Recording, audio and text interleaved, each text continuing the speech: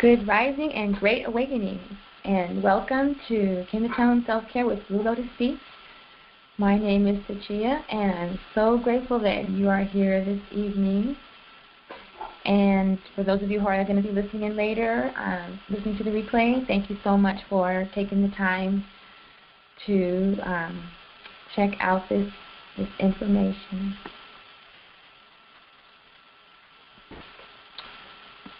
So today we're going to be going over the celestial events that's taking place right now, the conjunction of Venus, Mars, and Jupiter in the constellation of Leo. I learned, I naturally just called it the Leo conjunction because these planets are all in the constellation of Leo, but in Western astrology they call it the Venus-Jupiter conjunction or Venus-Mars conjunction, which I think is kind of backwards, but anyway. And if at any time you have a question, you can just either type it in the chat room, or the lines are open, so you can just speak freely. In fact, can you hear me okay right now? Somebody? Yeah? I hear somebody. I can't hear you. Is there anybody there that can hear me? If you could just say yes, you hear me, or in the chat room.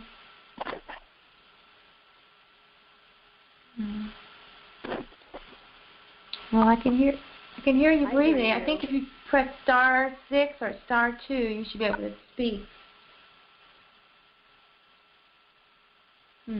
Okay, I'm going to put on my headphones. Sometimes that makes a difference. Oh, she was here. Gone now. Okay, how about you? I think Celeste, are you on the line? Can you hear me?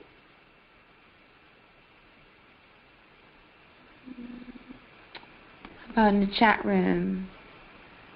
If you could just let me know you're hearing me okay, I feel a lot better. Check out the wall.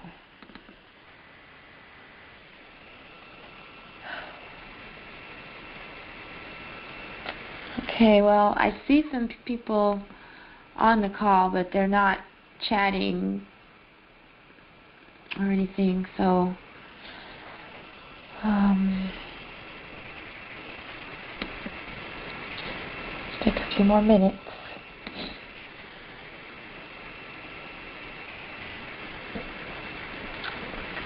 Okay, I hear something. Hello? Okay. Hello?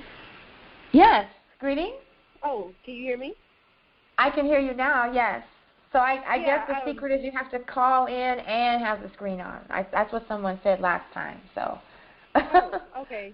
I didn't know that this was one where, everyone could speak. I thought it was just one where I could listen, so that's why. Oh, no.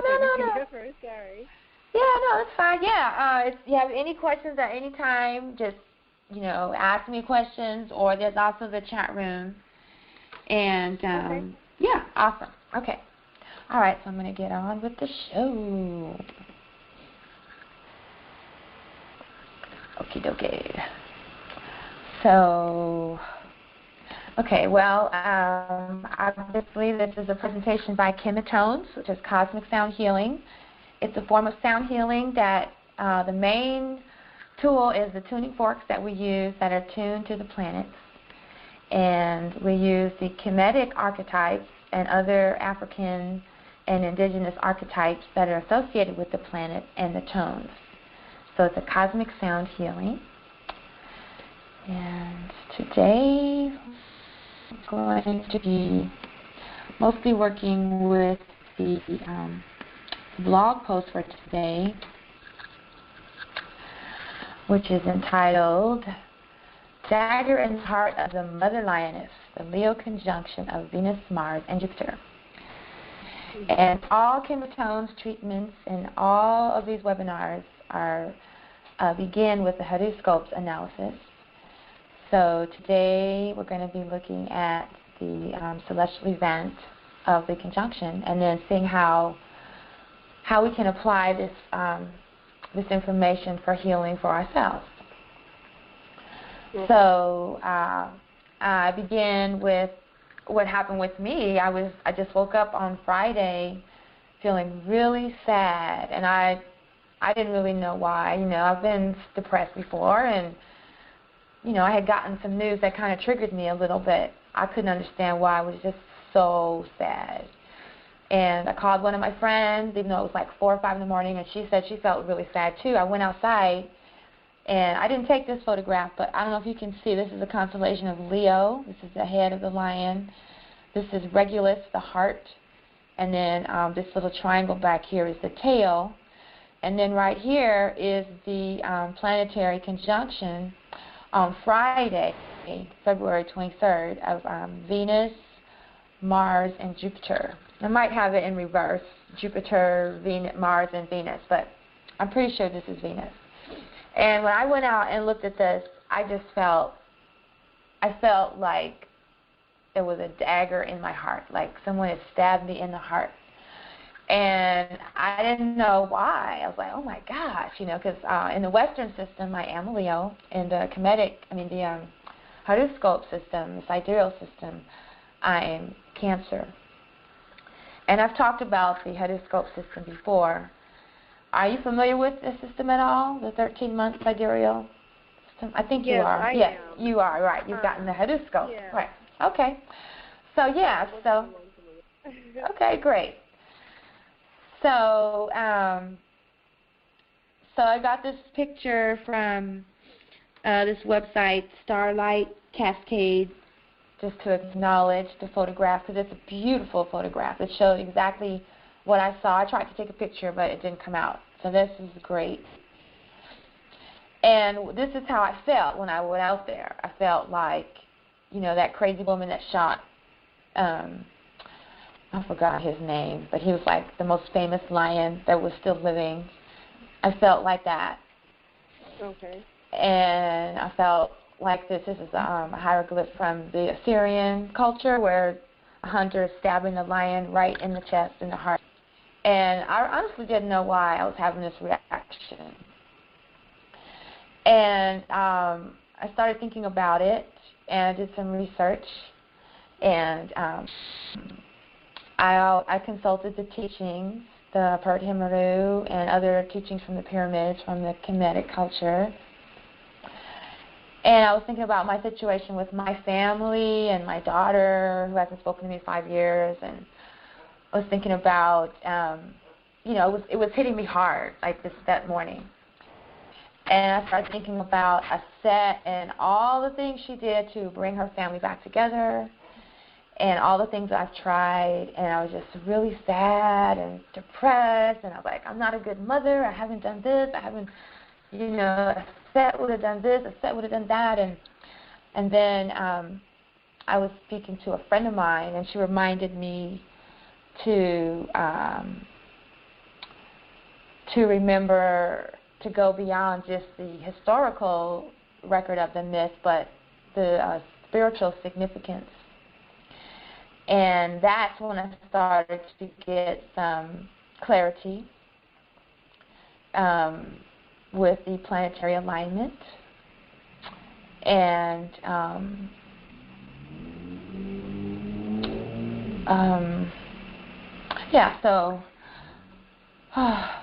so it's coming back to me now. I was really sad that day.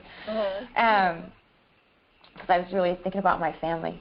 But once I started talking to my friends and doing some prayer and meditation, I started to get some clarity and some insight.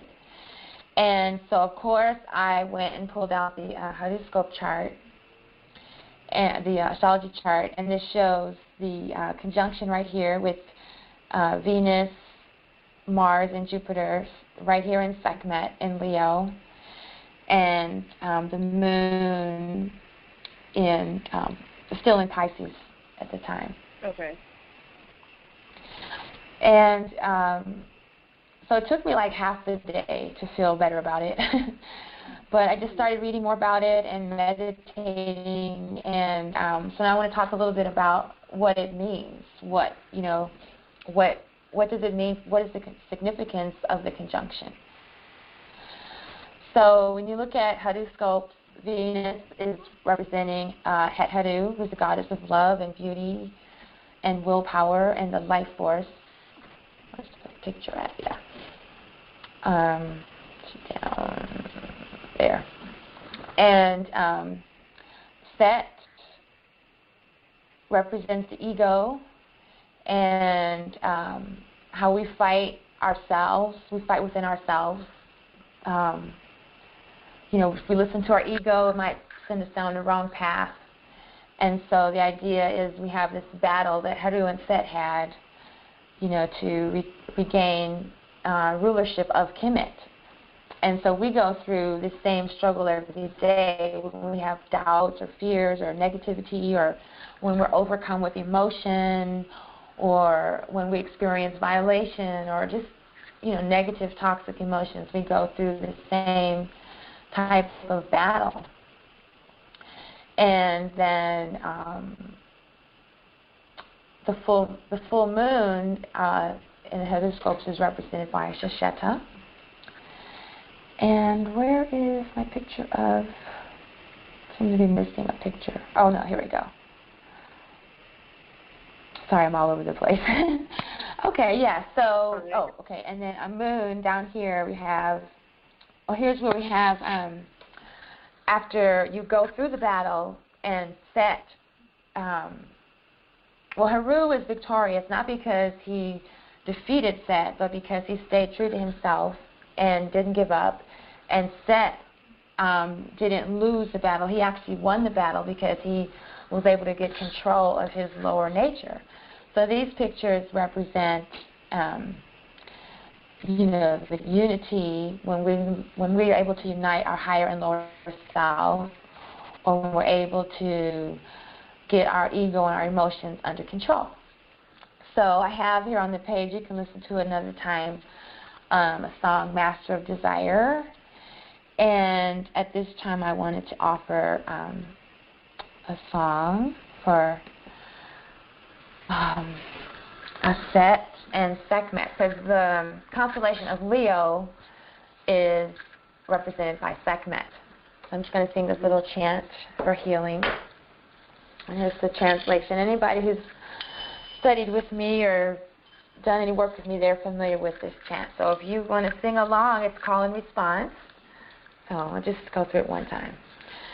Jua Sekhmet,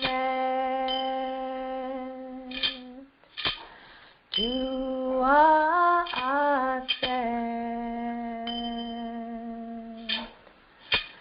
Harimet,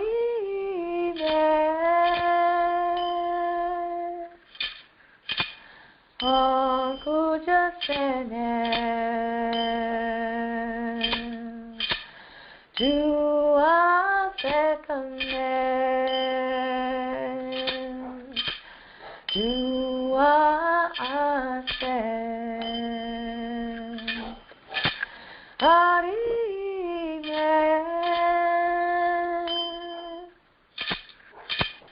Ankuja Senet, Ankuja Senet, Ankuja Senet.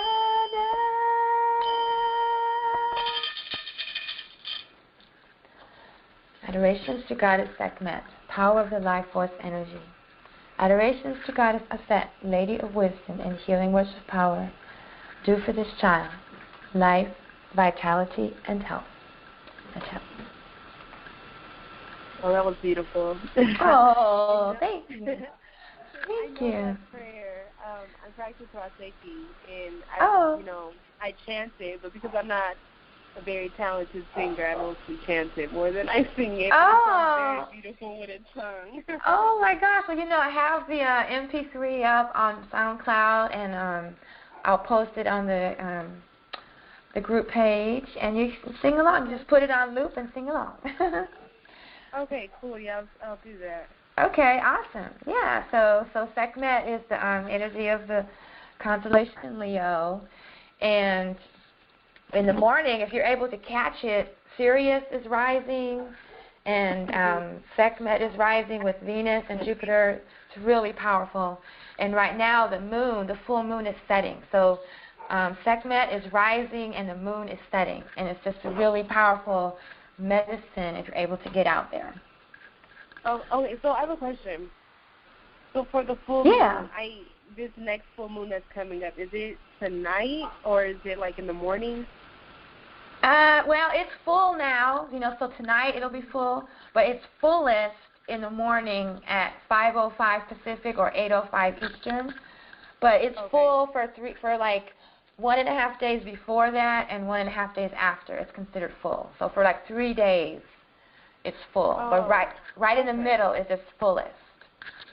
Mm-hmm. Okay, yeah, because I usually try to do full in, new moon rituals, but I'm always like, oh, good. I have time to, like, to do them. I don't have to do it as specific, 2 or 3 hours. Yeah, no, you could do it tonight or tomorrow night even. It would still be considered full. It was last night, tonight, and tomorrow night. It would be considered full. Great. Mm-hmm. Yeah. So that's great. So hopefully this information will help inspire or shape your ritual work. Maybe this information will help you somehow.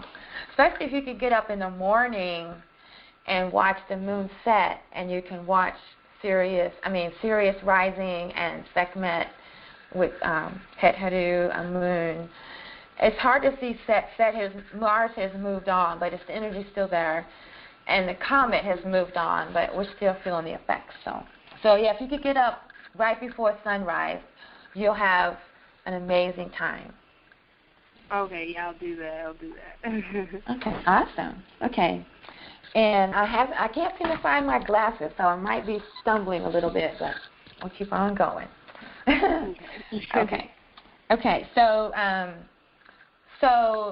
when we have in Sekhmet, the energy of Het Haru or Venus and Sekhmet or Leo are connected. I don't know if you're familiar with the myth, but Ra sends his daughter Het Haru out to eliminate people that had become unrighteous and were not remembering the Creator. And so when she got out there, she got so involved in it, and she got so engaged, she just really liked killing people. She developed a thirst for blood, and she forgot herself, her identity. So Ra sent Jehuti down to help bring her back to her consciousness. So to me, that symbolizes, and then we're dealing with the energy of Mars, which is connected to Set, and Jupiter, or Pikaeus Amun, which is related to wisdom, travel, expansion, the witnessing consciousness. So it's like we have this window to work on dealing with our ego, to learn how to control our emotions instead of having them control us. Like on Friday, at first my emotions were controlling me, but I sat down and got some clarity, and then I was able to do some healing work and clear the blocks. So we're going to do a little bit of that later, but I just want to go over the healing process I went through, because it was really amazing. So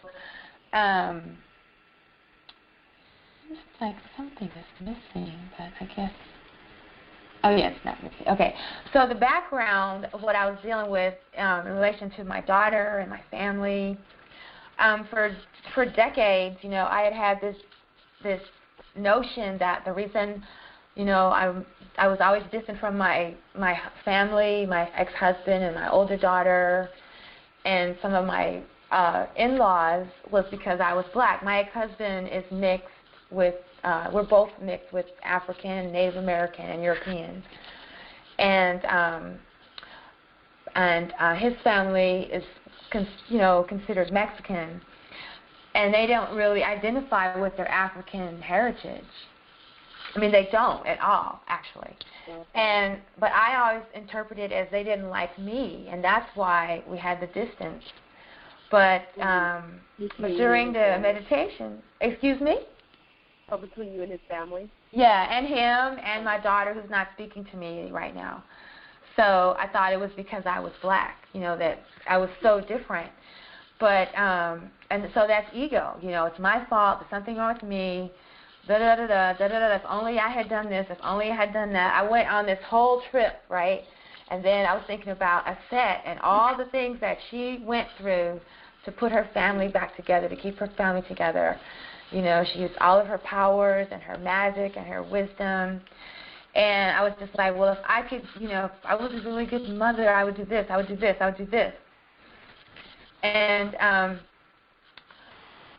by the middle of the day, I realized that it wasn't something wrong with me, and it wasn't even really something wrong with them either. It's just that they are in denial of that aspect of them, and I just remind them of that, So it wasn't something wrong with me. I didn't have to stop doing this. I didn't have to stop doing that. And I realized that it was myself that had stabbed the knife in my heart, And I went through this purification of my heart. I unloaded like 30 years of negativity. And I let go of the fear of speaking about things, like right now I'm telling a little bit of my personal story. And I felt like my heart was light, like a feather, just that, it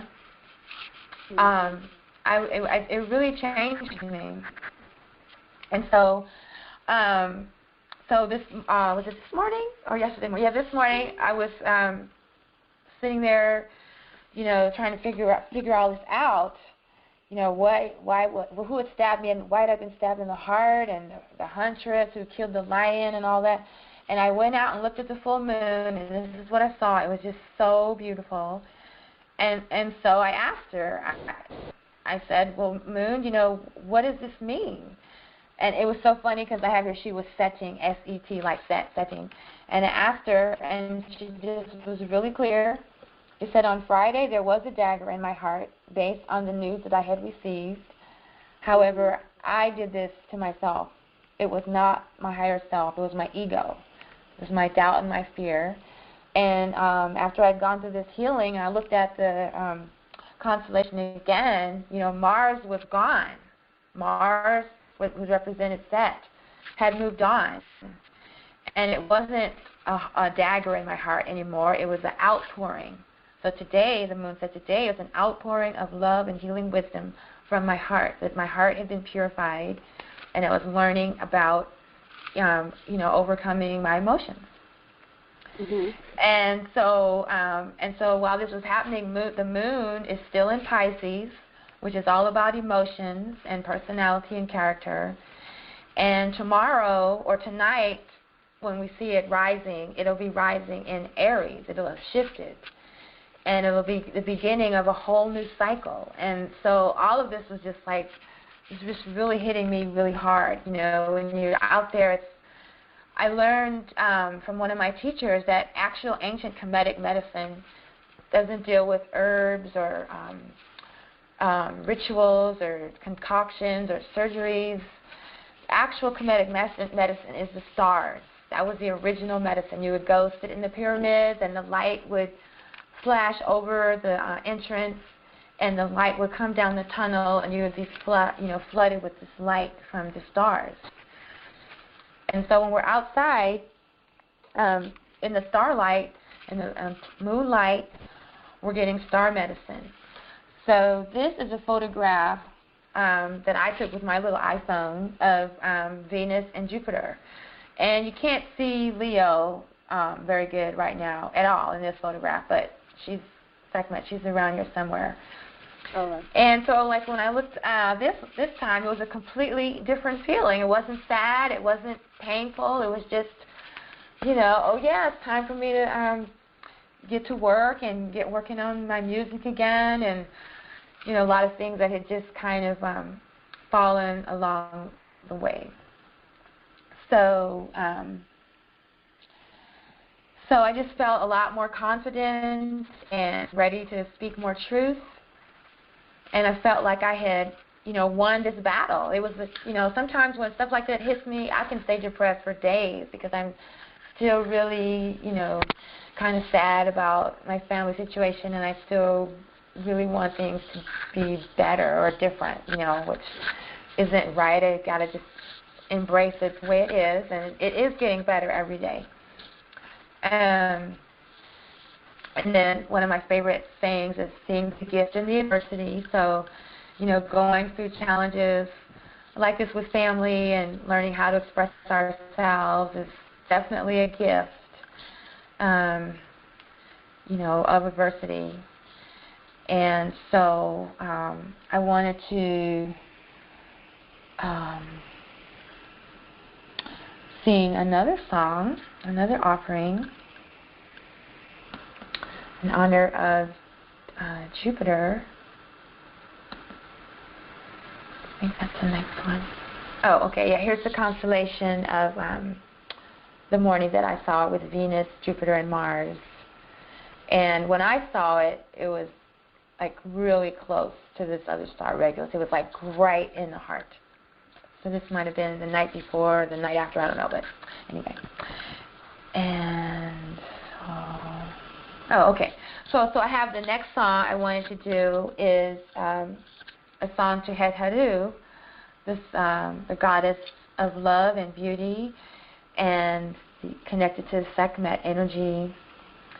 And so to me, she represents the power to, when you need to, you let out Sekhmet, you let out that mama warrior, protectress, healer, and then, you can't stay there 24/7. You have to, when it's time to, you have the power to come back to Het Haru, come back to balance.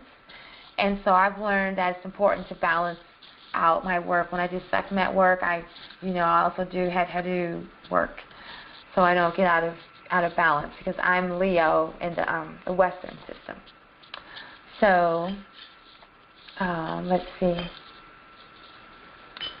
So I'm going to turn the camera on for this one, but this song, Nukpu Het Haru, means I am Het Haru. Nukpu Hetep, I am peace. Nukpu Het Haru, I am Het Haru. Neterita means the great goddess. And the concept when you're doing these chants, the Hekau, to the Neteru, to the ancestors, the Orishas, whichever tradition resonates with you. The idea is that these are cosmic forces of the universe, just like magnetism and gravity, and they live within us. They make up who we are. And when we call on these cosmic forces, we wake up the forces within us. So we take on the characteristics and qualities of the ancestors when we call on their name. Like when we call on Harriet Tubman, we invoke in us the ability to lead and organize and guide people to their freedom. Or when we call on the power of Marcus Garvey, we call on the ability to organize, mobilize people, raise funds, change consciousness worldwide. When we call on Het Haru, we're calling on the cosmic force of beauty, love, and the life force energy. So I always like to demonstrate my sistrum technique for people who are interested in playing the sistrum. So this is the sistrum. It's a Kemetic Egyptian music instrument, and it represents the Jed of Asar, the top four chakras. I don't know if you're familiar with the story of Asar, but after he was locked in the coffin and he was sent off down the Nile. It's a long story, but when Aset got him back, he was a pillar, a Jed pillar, and so this represents, steadfastness. So this is a song of adoration to Venus and Het Haru, the great goddess. and to invoke our ability to love ourselves and heal others, and to do the work of the divine to help restore Ma'at, and to conquer Set, our ego, and to not let our emotions rule us. Okay? Nukpu had to do. Nukpu had to do. Nukpu had to do. Nukpu had to. Nukpu had to do. Nukpu had to do. Nukpu had to do. Nukpu had to. Nukpu had to do. Nateri ta. Nukpu had to do. Nateri ta. Nukpu had to do. Nateri ta. Nukpu had to do. Nateri ta. Nukpu had to do. Nukpu had to do. Nukpu had to do. Nukpu had to. Nukpu had to do. Nukpu had to do. Nukpu had to do.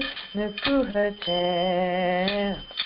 Nukpu had to do. Nateri ta. Nukpu had to do. Nateri ta. Nukpu had to do. Nateri ta. Nukpu had to do. Nateri ta.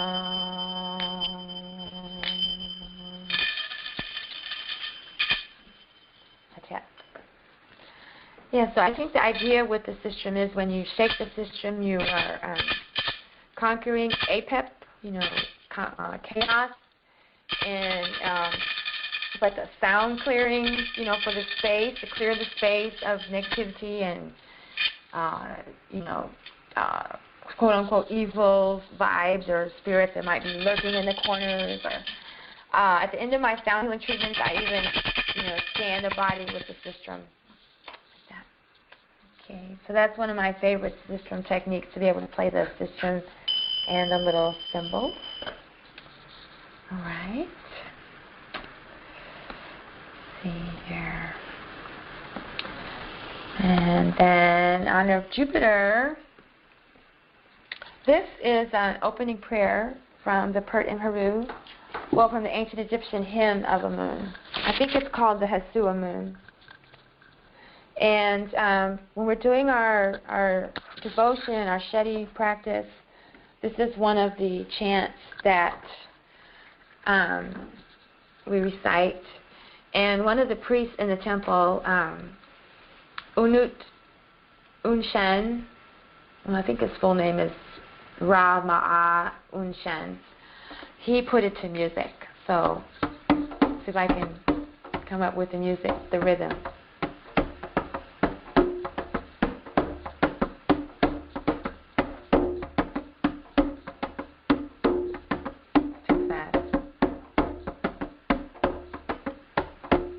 Oh, a moon who art in heaven, turn the face upon the dead body of the child, and make your child sound and strong in the netherworld. Oh, a moon, oh God, oh God, oh moon, I adore thy name. Grant thou to me that I may understand thee. Grant thou that I may have peace in the two eyes, and I may possess all my members therein. Hail, a moon, let me make supplication unto thee. For I know thy name, and thy transformations are in my mouth, and thy skin is before my eyes. Come, I pray thee, place thou thine air, and thine image myself, in the everlasting netherworld. Let my whole body become like that of a netter. Let me escape from the evil chamber, and let me not be imprisoned therein. For I worship thy name.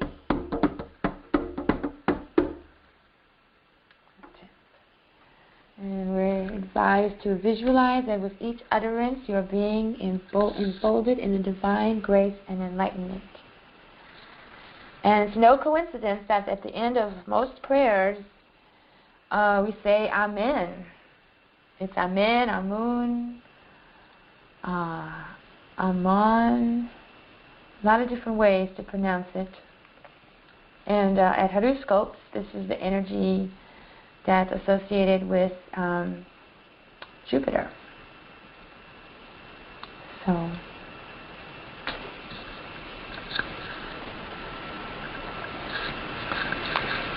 right.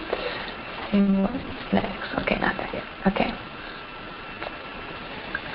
All right. Now let's go back to the web page. So during this time, like I say, the conjunction with Venus and Jupiter is going on until November 3rd. This morning was their closest point of connection, so it won't be as close and as striking as it was today. And I apologize, I wasn't able to get it out sooner, but you know, you still felt the energy, and tomorrow it will be spectacular because the moon will be full, and the moon will have shifted into Aries. And oh, I know what else, something else I wanted to talk about. With the moon, I was one thing that came to my attention. You know, usually when it's the full moon, it means it's in the opposite constellation that the sun is in. But the full moon is going into Aries. It'll be in Aries in the morning at around 5 o'clock Pacific time. But the sun doesn't go into Libra until October 31st. So there's like a discrepancy there. I don't really, you know, I don't know what that means exactly, how to reconcile that. But that's actually what's going on in nature. The Babylonian system is not based on truth. It's based on, you know, something else. So, so that's really interesting that there's this window of time and space where it's not aligned, or I'm not really sure. You know, maybe that's the wobble that's due to the precession of the equinox. You know, it's not a complete circle. It's got a wobble to it. So this might be one of the wobbles. And, okay. So then we have some information from some other websites about what I was feeling on Friday. So this is from one of my favorite sidereal websites, Astrology 13. Sidereal astrology deals with the actual motion of the sun and the planets across the constellations, and the Western Babylonian astrology system only deals with the Earth's orbit around the sun. And they divided that orbit into 12 equal sections and named each section after a constellation. So in sidereal astrology, we're dealing with the way it really is. So this is from Lunar Planner website, and this is this post is at my website, tachia.com/Leo conjunction. So if you have a chance, you can check it out. Mars, Venus, and Jupiter also conjoin in this lunar cycle under the auspices of the lion and fiery and creative Mizar of the Great Bear. This conjunction is the culmination of the Venus retrograde and her multi-conjunction with Mars and Jupiter, now impelling us to mobilize and expand in demonstrable action upon the inner changes we have made during the retrograde occurring over the last few months, in our values and our capacity to be receptive to far greater changes coming in our lives, and in our capacity to live from the audacity of a fearless, wide-open heart. So once again, here's, this is a really interesting photograph. It shows the entire cycle from Friday to November 3rd, how the planets are moving. So for those of you who are just joining in, In the morning, if you're able to get up before sunrise, to the east, you'll see Leo, the constellation of Sekhmet, with Amun, Heteru, and Set, although you can hardly see Set anymore. And then to the south, you'll see Sirius rising with Orion, with Asar. And then to the west, you'll see the full moon setting in Aries. So it'll be a very powerful dose of celestial medicine. If you can just spend some time out there and just, reflect on this program and the information shared in the post. And then from another fabulous website called Star Signpost, Venus-Jupiter conjunction in Leo. These two benefics, like I said, I don't have my glasses, as they are often called in the astrological literature, can bring some form of tender, loving care and support into your life. You might find your heart brimming over with a desire to reach out to others.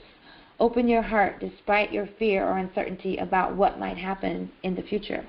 This aspect knows no limits in terms of treating yourself or others to something special and desired, often of the highest quality, and often costing more than you had expected to pay. Find a way to indulge your sensual delight today, as so says the stars. And then today, our reading says, the moon and Uranus are conjunct in Pisces. And Uranus is, in horoscopes, represents Heru, the Redeemer, or the rebirth of the soul. And they're conjunct in Pisces, and Pisces has to do with our emotions. This aspect precedes tomorrow's early morning full moon, perhaps catalyzing a sudden clarity like a late-night epiphany.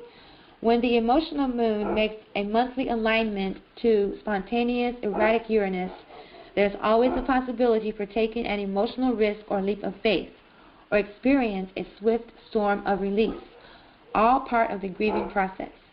Don't deny yourself the experience of the healing power of water in the form of life-sustaining tears. So, like I said, after I had my experience, I went and did some research and found out that I was right in alignment with what's going on with the stars. And it was overwhelming, actually, and very empowering. And so, is there anything else before I go to the other section?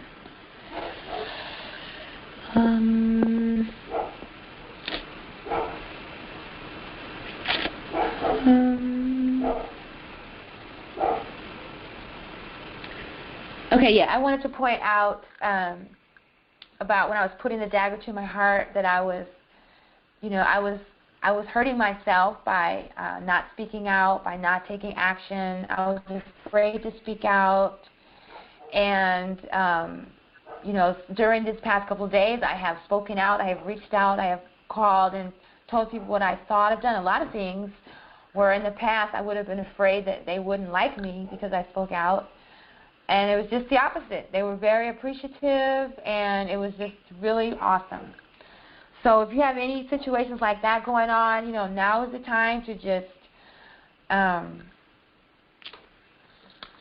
conquer sets, conquer your fears, conquer your emotions, do some purifying, healing work.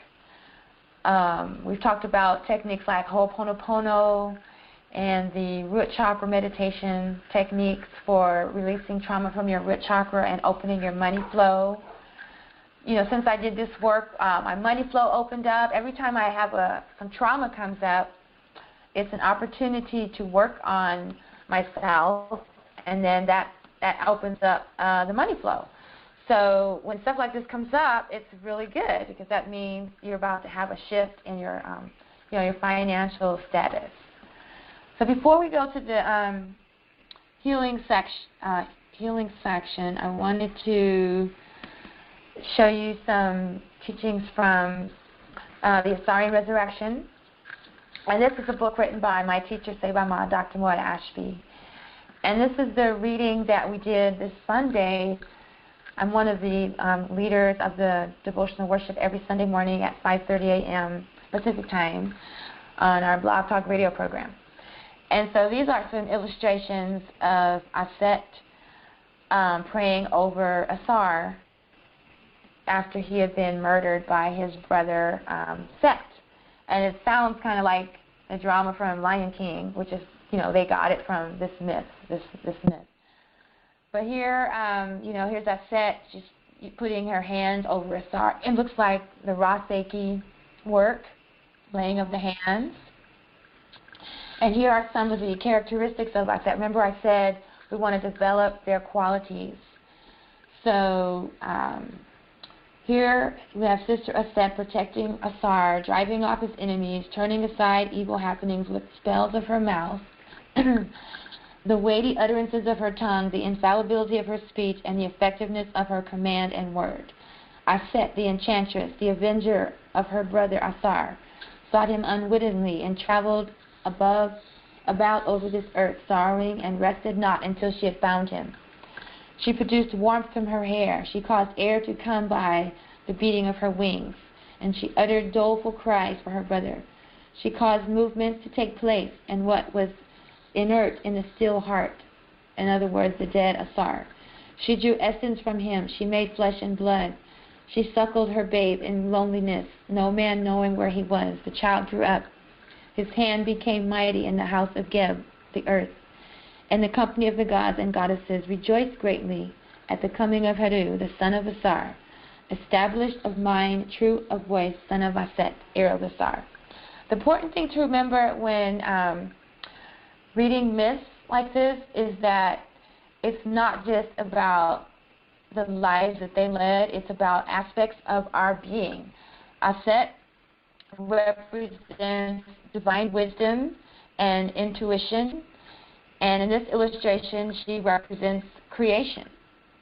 Asar represents the spirit or our soul, and every time we come into a adversity, or if our ego takes over, we die to ourselves. We forget who we are, and so we're spiritually dead. And then something comes along and resurrects us, and it's usually the love of the Divine Mother, wisdom or nurturing or some healing, some sort of healing, and that revives our soul so that we remember our spirit. And Haru represents the birth of the spiritual life in every human, the birth of the soul. The Ba in a human is the birth of Haru, who is the incarnation of the Supreme Being, Asar. So I just wanted to show these illustrations so that when you're studying the myth or studying horoscopes, you don't get caught up in the actual historical events. You remember the hidden mystery, the inner mystery, and that you are Haru, you are Aset, you are Asar, you are Haru. That these are all things that are going on inside of you. We are the microcosm of the macrocosm. And these ancestors represent cosmic forces of the universe that make up everything about us, our cells, our DNA, our molecules, our genetics, our culture, our heritage, our melanin. And then here's an illustration showing Asar after he has, after he was killed and resurrected by Aset, living in the netherworld, the afterworld. He becomes the life force energy which causes all things in nature to grow. And the word nature, of course, comes from the word netter. So here's someone watering the grass, and it's coming from Asar's life force energy. And here we have the Ankh and the staff, holding up the body of Asar. So I just wanted to go over that briefly. Are there any questions before we move over to the self-care technique? Any questions? No, none for me. Okay, thank you.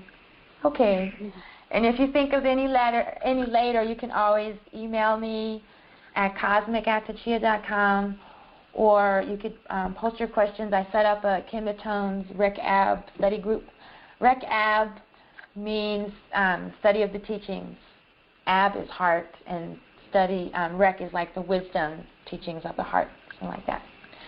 Okay, so I'm going to transition over to the other section of the room. Unplug this.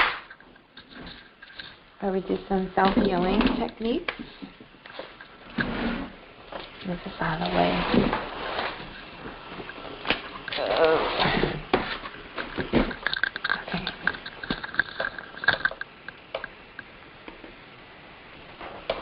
Okay. So, first thing I'm going to do, which I haven't done, I guess I can take you guys out.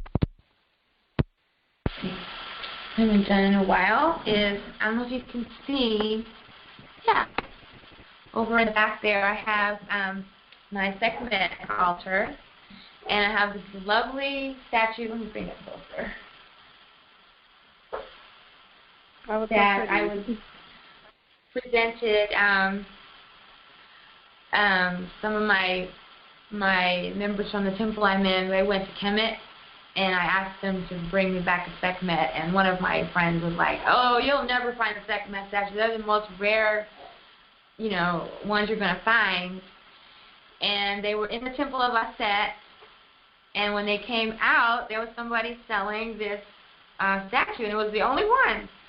So I'm really, I'm happy about this. That. So I have a candle. I have some more oils. I make some essential oils, not essential oils, they're flower essence oils. And I got the flower essences from Kemet when I was there in 2011. And, it's like a tourist trap. You get there and they take you to all these cool places and say, "Oh, now let's go to the perfume, store." And I went in there and I just fell in love with all these scents. So I'm just like putting some, some of my points. I always like to put some on my pineal gland. And so I spent like half of my budget there. I've invested in quite a collection of these essences because they just press the flowers. They don't use alcohol or distillation. They just press all the flowers. And so the flower essences last forever. And then just take a few drops and mix them with oil. And then, and this thing it lasts a really long time. So those are some of my little self-care practices. And then on my Sekhmet altar, I have this really awesome knife. I don't really remember where I found it. I just found it one day, or it came to me. But sometimes when I'm doing my self-care work, especially on my wounds, or like the illustration today with the dagger in the heart, first thing I thought of was this dagger. And so I use this to cut cords. Like if I have cords, when you have before I do that, let me light some sage. I have some sage, not always, it depends on how much time I have. So I'm going through this right now. Sage. And I have some sage growing in my garden. So I'm going to be harvesting some sage, some white sage, and making some sage bundles. I have lemongrass also. So I have to use sage, to clear the space, clear my heart.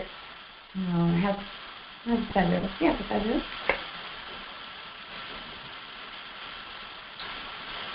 And this feather of ma'at, you can just, I found this at a millinery store in Oakland. This place that sells lace and buttons, and they have all these ostrich feathers. So I like to use these, especially when I'm doing treatments on other people. It feels really good to feel the ma'at.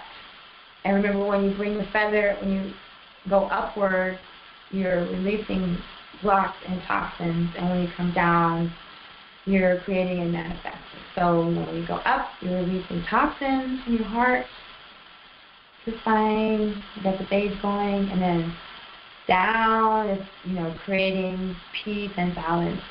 And that's what I was looking for on the reading. Right now, the moon is still in Virgo, so it's a time to put things in order or plant seeds of intention. In the horoscopes, Aspholia represents the seed.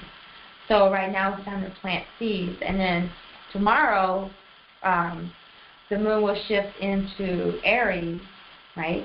And then next week the sun will shift to Ma'at, to Libra. So we're doing a lot of purifying work right now and releasing and letting go. It's been going on for quite a while because Virgo is the longest constellation. It lasts 45 days, the longest zodiac. And then we'll move into Libra or Ma'at, which is time of balance and peace and harmony. So anyway, I'm going off track. So here's Feather Ma'at. Got my sage going. Put on some essential oils. And then I have this dagger. And so I'm going to stand up so you can see. But, like, I'm still, always eliminating cords and attachments to previous relationships and experiences with men, like trauma. So I just, like, cut the cords. I just cut them. I don't want to be attached to that energy anymore. And in my heart, I cut them out of my heart. And that was the dagger I saw this morning. It wasn't that somebody was stabbing me in the heart, like betrayal or violation, which is what I first imagined. It was me cutting out toxins from my heart. It's like getting it out. You have to be careful. You don't want to cut yourself with.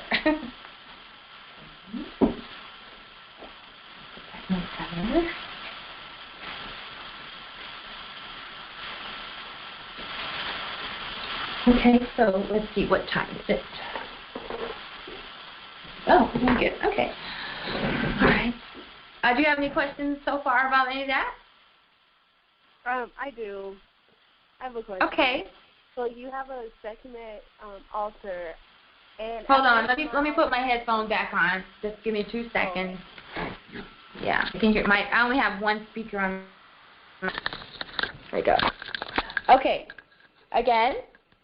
Okay. Yeah. So I have an altar, and at first it was just for Sekhmet, but I slowly started adding other gods and goddesses from both Medic and the Orishas.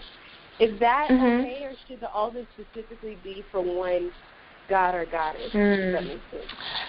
Yeah, it makes a lot of sense. That's a very good question, and that subject is up for debate. When you talk to different priests from different traditions, like.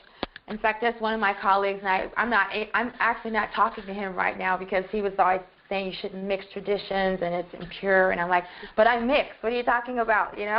I'm mixed. Yeah. So I didn't really like his approach, but I've come to understand there is a definite benefit to having, one altar for Sekhmet and one altar for the other energies. Every corner, every table in my house is an altar. It's like, oh my gosh, I have so my family altar, is like a mixture of different traditions, but I have an altar for Yemaya, and I don't have anything else there, and like Sekhmet is just for Sekhmet and for healing.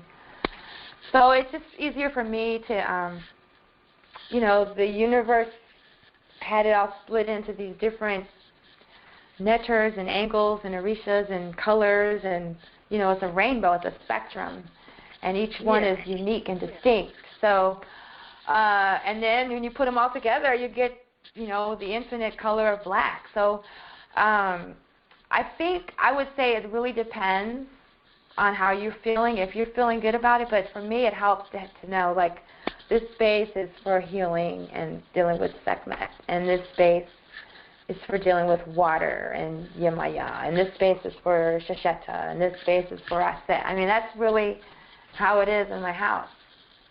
Okay. And then I talk about feng shui. Have you ever worked with feng shui? Yeah, I do. I have a friend who just became certified in feng shui. Okay. So I'm familiar with what, at least from what she's done so far. Okay, yeah. So that's what I do. I have I have the altar in the particular corner of the particular room for the particular energy and cosmic force. And that's what works best for me. Yeah. Well, thank you for your insight. That's something lately I've been trying to decide. I've been feeling like I needed to have multiple altars, but I just wanted to get some insight on that. Yeah, I think it's better. I mean, you know, like let's say what Molly calls it, salad bar spirituality. When we have a little bit of this, a little bit of that, a little bit of this, a little bit of that, and he's the one that got me to see how it's, you know, it's good to have them. No, I already said it. I'm not going to repeat it. So good. Okay. Awesome. Yeah. So yeah, that's a good question. Awesome. Okay. So then I'll shift to the tuning fork for a little while. Here's my pad. And so, and I'm going to use some of the forks that are not in the self-care kit today because it's a special day. So we start with the grounding tuning forks. And I'm going to take my headphones off. You know, just going to deal with the heart today. So this treatment is for you all too, even though you're not feeling it. Intention is healing myself, healing my community, healing my family, healing my nation. That's the idea. So the Om forks are for grounding, to get you in the present moment. And I like to touch on my lung points. These are the end points of the lung meridian for grief. This is where grief is stored, so sadness. And then with my horoscope system, I start with this fork for Anpu. Anpu is the opener of the way. And this is, this is associated with zodiac, the precession of the equinox. And this is the tune for Neptune. And it's KemeTones, that's Nebehet for order. She's the one that puts things in order.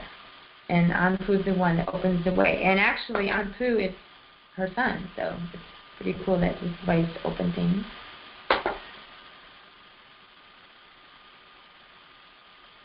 And then open the first side.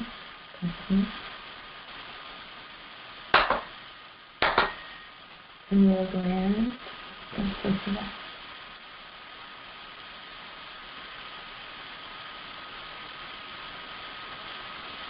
Alright. And let's see. Yeah. So we had Venus and Sekhmet, or Venus and Mars. Ketu and Sekhmet.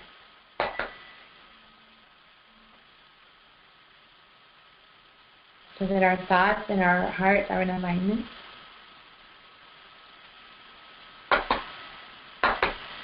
And our desires are pure because we did the cleansing. Keep the mind pure.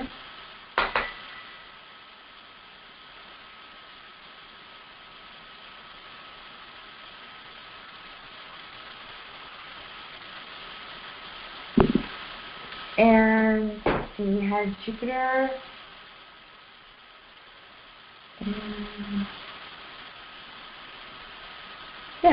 Jupiter and the moon. Jupiter and the moon. Where's that other pair?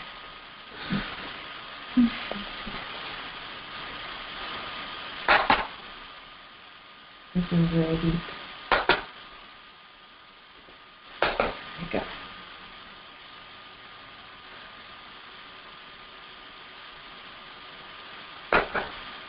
You just go crazy when you put them on your first eye.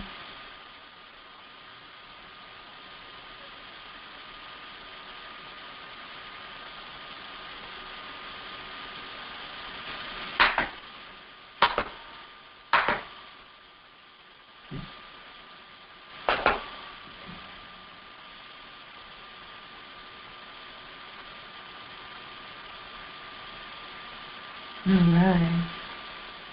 So that's like a quick little tune-up you do for the, planetary. You could spend a lot more time. And then, you got to use the,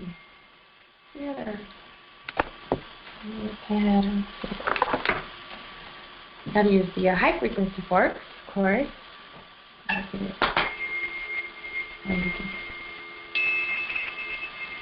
So this is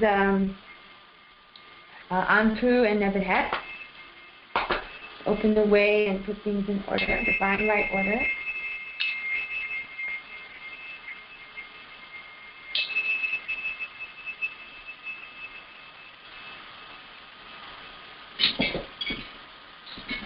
Head Hadu and Sekhmet.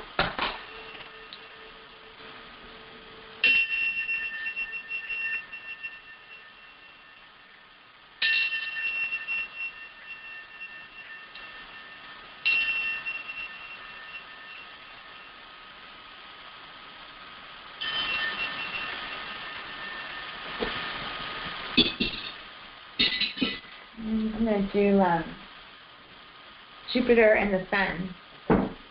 Sekhmet is also associated with the Sun, so I'm going to do Jupiter and Sun. And this combination is supposed to be good for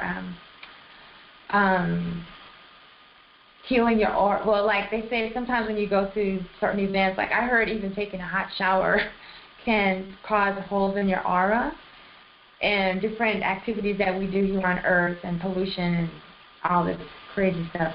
So this is a really good combination to use to like heal up your aura. So I like to just like make little bows in the air, you know, like tie up loose ends. And that's a really powerful.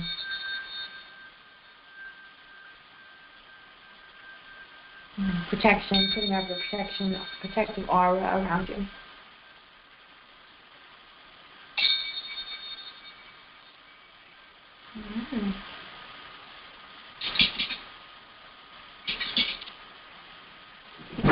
Okay, let's see. Okay, we've got a few more minutes. So the last technique I wanted to share for clearing energy and you know, just keeping in mind the constellations and the things that are going on is you know, just clearing energy blocks. So I've been studying with Tara Maxwell, and she's taught me some awesome techniques. And so, and it's a process that I use to get to the root of what was causing me discomfort on Friday. Because at first I just internalized it, and it was like, oh, it's me, it's me, it's me, it's me, it's me. And it wasn't me. It was just, you know, the universe. And it was a memory, something that I remembered. It was a thought that I had, and it just kept going over and over in my head. So eventually I just had to clear it. And you just replace the negative thought with a positive thought. I can't really hear you. Oh, you can't hear me? Oh, okay, let me go back to my headphones. Thank you.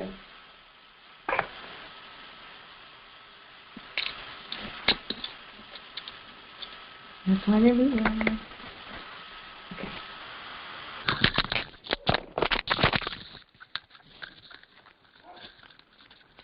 Okay. Okay, is this better? Better now? Yeah, I can hear you now. Okay, great. Okay. So, so it's the process I used to clear some of the blocks that I was having on Friday. And you know, you have a negative thought or a negative feeling, and then you change the thought, you know, flip it around to it's positive and turn it into a affirmation, and then you take inspired action. And so when I first started going through the process on Friday, I was thinking of all these things I could do to bring my family together or to get them to like me or, you know, whatever. I was like going out external. And then on reflection, I just started thinking about, well, what can I change inside of myself? And so I use these techniques to block, you know, remove blocks. So the first one was my family doesn't like me because I'm black. I actually was feeling that for like 20 years. I thought that's why my daughter doesn't talk to me, is because I'm black. And so I just turned it around. Well, first thing you do is you clear the block. So I say, well, what's causing me to have that thought? You know, what's causing me to have that block? And so you know, you can use the pendulum. Where's my pendulum? Or muscle testing, you know, and you ask yourself, is it true? So, I'll just do it right now. Here's my pendulum. And I'll just say, is it true that my family doesn't like me because I'm black? It says no. No, that's not it. That's not what it is. So then you say, well, what is it? What's at the root? So the first thing you do is you clear the block. So I say, okay, well, I want to clear the block to whatever is causing me to be separate from my family. So you just clear the block like that. And then you remove the extra energy from behind your pineal, your pineal gland. So I'm just going to release whatever it is that's blocking me from my family. I'm going to let it go. And then you tap your chest to lock it in, and you flick away the negative energy. And you just keep going. Well, is that the root? And it was like, no, that's not the root. I haven't gotten to the root. I'm trying to duplicate what I did the other day. And you just keep going through this process of clearing blocks. Like I use this process. If you're doing Raseki, you use your voice, or you use the energy techniques, whatever it is you use to clear blocks. You just identify it and then clear it. It's simple. It sounds really complicated, but it works. So I just said, well, then if it's not that, then what is it? And I turned it around, and it's like, oh, they don't like the black that's in themselves because they're in denial of their African roots. And I said, well, is that what it is? And I did muscle testing. I was like, yeah, that's it. And I've gotten to the root. And then I came in here and did some sound healing, and I feel awesome. So I just wanted to share some of that with you all. That's a little journey I went on these past couple of days. I really get a lot from spending time with the stars, connecting with the ancestors. The one thing I didn't do when I activated my altar, I didn't offer a water libation. So maybe the next one we'll focus on working with water. I said I wanted to work more with trauma and water. So this just came up because it was like a current event. So yeah, I'm going to make myself a note that the next one will be dealing with water and PTSD, stuff like that. So I'm making a note. And so that's what I have for you today. When you do self-care, I'm just showing you different tuning fork combinations that you could do on yourself. But you could also go to any traditional Chinese medicine website, or you could take the KemeTones Level 1 training, which is coming up in January. And it's going to be in Jamaica, by the way. And you could look up, it's a certification training, and then you would be a certified KemeTones practitioner. You'd be able to, generate income by healing people and traveling all over the world. I have a webinar series that's every other Tuesday. So next Tuesday we'll be talking about becoming a KemeTones sound healing practitioner, some of the tools you'll need or things you need, and then the certification training is in January. And, if you want more information on that, please let me know. I have lots of information for you to check out. I even have the webinar recording from last week, and it's all going to be posted at the study group if it's not already there. Most of it is there. But anyway, for instance, for working on the heart meridians, I just worked on the heart chakra, but on Friday, or when I'm going to do more work on this because there's still more. You have the heart meridian. And so you just move the tuning forks along the meridian, And if you don't have tuning forks, you can just use acupressure and just, hold the points, press down on the points there. If you want to do healing work and you don't have tuning forks.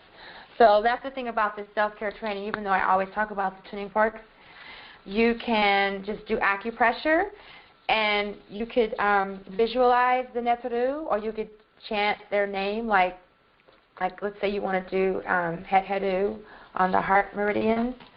So here's the heart meridian. It's backwards, but it's the one along the baby finger. So you could just chant her name. You could just say, Nupu Hetadu, Nupu Hetadu, Nupu Hetadu, Nupu Hetadu, or Dua Hetadu, Dua Hetadu, Dua Hetadu, like that. You know, you could just do acupressure if you don't have tuning forks. So that's just an idea. Or you could just visualize, you know, the life force energy traveling up your heart meridian. There's a lot of things. Well, I guess it goes to the back. There's a lot of things you could do with the information I'm sharing with you. So I hope you find it useful and it resonates with you. Great. And thank you so much. Oh, good. So when I post the replay, first I'll post the replay from free conference call, and then it takes a long time, like 12 hours, for the YouTube replay to load up, and then I'll repost the replay on YouTube. So please share it with your friends. And if you are interested in the KemeTones certification training, check out the webinar next Tuesday. Check out the replay. It's awesome. It's 5 full days of instruction and healing, because we take turns working on each other. So it's 5 acutonics treatments in a row, and all raw or vegan food. So it's like a cleansing. And we're going to go on excursions, like to go to the beach and different historic sites, because it's in Portland, Jamaica, where the Maroons are. So it's like it's not the tourist area; it's where the freedom fighters are, and the healers. And there's actually a Kemetic yoga community that's forming there. And then on Saturday, there's going to be a concert. I'm going to give my first performance in Jamaica. I've been a reggae artist for 30 years. I've never been to Jamaica. So this is going to be pretty awesome. So it starts January 10th to the 17th, and I'll post the the information link, the registration link, where you can order the tools, all that. And you can also sign up for a free strategy session with me. We could talk about the training. We could talk about anything in the classwork. We could talk about opening your money flow. It's just a 30-minute session where we could just talk about whatever is going on with you. And of course, that would inspire you to maybe work with me in the future or some other capacity. Yeah. So that's it for today. Thank you very much for being here. And I hope to see you Tuesday at the class info webinar, or next Monday. Not next Monday. The following Monday, November 3rd? Yeah. Oh, November 9th. Excuse me. November 9th, we'll be back here, and I made a note to talk on water, healing with water, and healing the trauma from post-traumatic slave syndrome with water. So that's going to be the one on November 9th. So once again, thank you so much, Dua Hatep, and I will talk to you soon. Thank you again. Thank you, Dua. Dua. Have a good one. You too, darling. You too. Peace. Peace.